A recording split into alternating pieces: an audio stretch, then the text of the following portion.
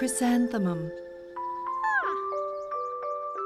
The day she was born was the happiest day in her parents' lives.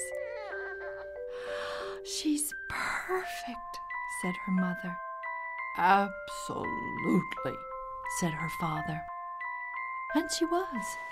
She was absolutely perfect. "Her name must be everything she is," said her mother. "Her name must be absolutely perfect," said her father. And it was.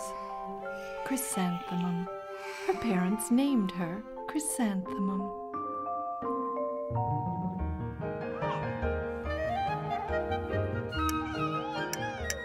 Chrysanthemum grew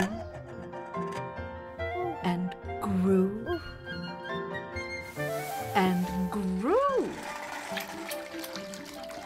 And when she was old enough to appreciate it, Chrysanthemum loved her name. "I love my name." She loved the way it sounded when her mother woke her up. "Chrysanthemum." She loved the way it sounded when her father called her for dinner. "Chrysanthemum." And she loved the way it sounded when she whispered it to herself in the bathroom mirror. "Chrysanthemum. Chrysanthemum, chrysanthemum, chrysanthemum." Chrysanthemum loved the way her name looked when it was written with ink on an envelope.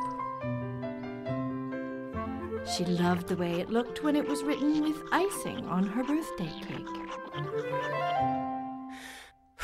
And she loved the way it looked when she wrote it herself with her fat orange crayon.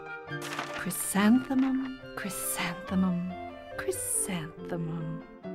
Chrysanthemum thought her name was absolutely perfect. And then she started school. On the first day, Chrysanthemum wore her sunniest dress and her brightest smile. She ran all the way. "Hooray!" said Chrysanthemum. "School!"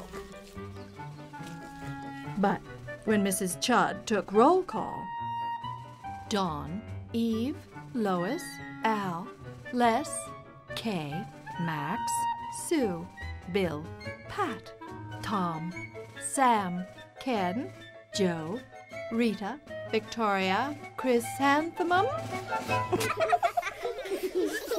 Everyone giggled upon hearing Chrysanthemum's name.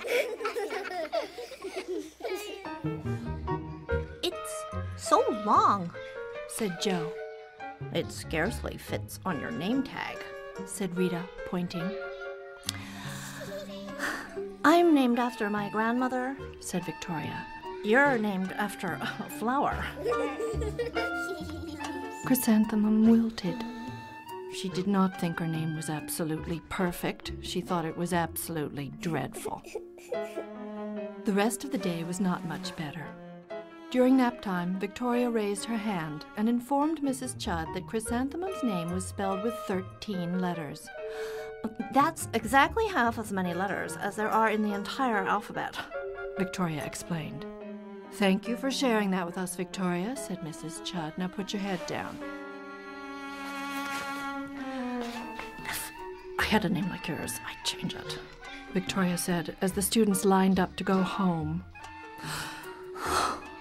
"I wish I could," thought Chrysanthemum miserably. "Welcome home," said her mother. "Welcome home," said her father. "School is no place for me," said Chrysanthemum. "My name is too long. It scarcely fits on my name tag, and I'm named after a flower." "Oh, Pish," said her mother, "your name is beautiful." "And precious and priceless and fascinating and winsome," said her father. "It's everything you are," said her mother. "Absolutely perfect," said her father. Chrysanthemum felt much better after her favorite dinner, macaroni and cheese with ketchup. and an evening filled with hugs and kisses and parcheesi. That night, Chrysanthemum dreamed that her name was Jane. It was an extremely pleasant dream. The next morning, Chrysanthemum wore her most comfortable jumper. She walked to school as slowly as she could. She dragged her feet in the dirt. Chrysanthemum, chrysanthemum, chrysanthemum, she wrote. She even looks like a flower, said Victoria as Chrysanthemum entered the playground. Let's pick her, said Rita, pointing. Let's smell her, said Jo. Chrysanthemum wilted. She did not think her name was absolutely perfect. She thought it was absolutely dreadful. The rest of the day was not much better. During nap time, Victoria raised her hand and said, a chrysanthemum is a flower. It lives in a garden with worms and other dirty things. Thank you for sharing that with us, Victoria, said Mrs. Chudd. Now put your head down. I just cannot believe your name, Victoria said as the students lined up to go home. Neither can I, thought Chrysanthemum miserably. Welcome home, said her mother. Welcome home, said her father. School is no place for me, said Chrysanthemum. They said I even look like a flower. They pretended to pick me and smell me. Oh, pish, said her mother. They're just jealous. And envious and begrudging and discontented and jaundiced, said her father. Who wouldn't be jealous of a name like yours, said her mother. After all, it's absolutely perfect, said her father. Chrysanthemum felt a trifle better after her favorite dessert chocolate cake with buttercream frosting, and another evening filled with hugs and kisses and parcheesi. That night, Chrysanthemum dreamed that she really was a chrysanthemum. She sprouted leaves and petals.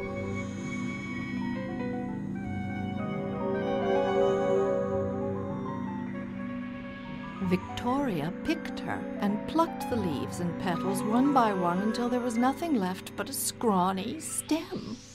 It was the worst nightmare of Chrysanthemum's life. Chrysanthemum wore her outfit with 7 pockets the next morning. She loaded the pockets with her most prized possessions and her good luck charms. Chrysanthemum took the longest route possible to school. She stopped and stared at each and every flower.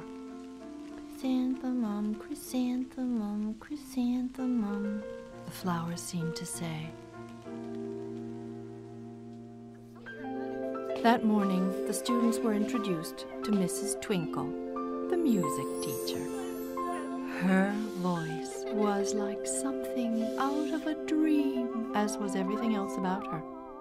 Twinkle, twinkle, little star, how I wonder what you are. Up above the world so high, like a diamond in the sky. The students were speechless. They thought Mrs. Twinkle was an indescribable wonder. They went out of their way to make a nice impression.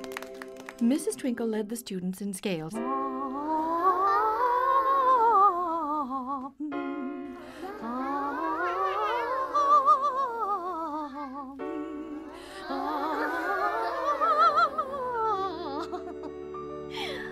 Music is my life.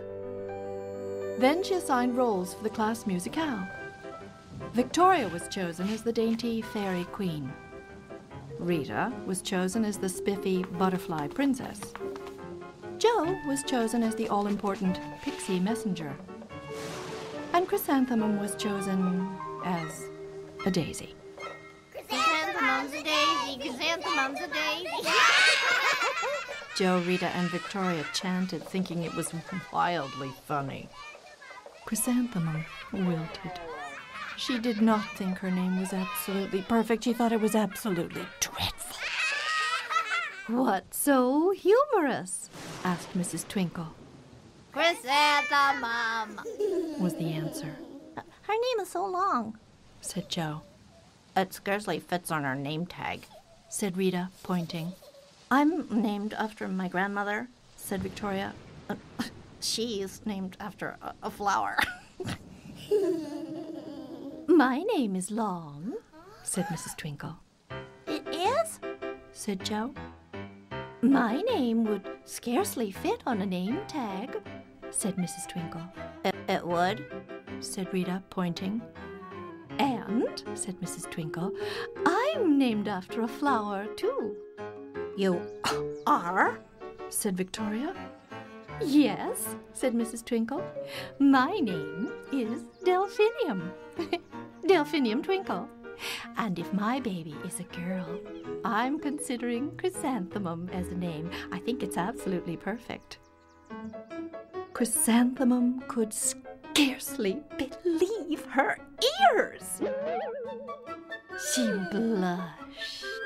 She beamed. She bloomed. Chrysanthemum, chrysanthemum, chrysanthemum. Jo, Rita, and Victoria looked at Chrysanthemum longingly. Call me Marigold. Said Jo. I'm Carnation, Said Rita, pointing. My name is Lily of the Valley. Said Victoria. Chrysanthemum did not think her name was absolutely perfect. She knew it.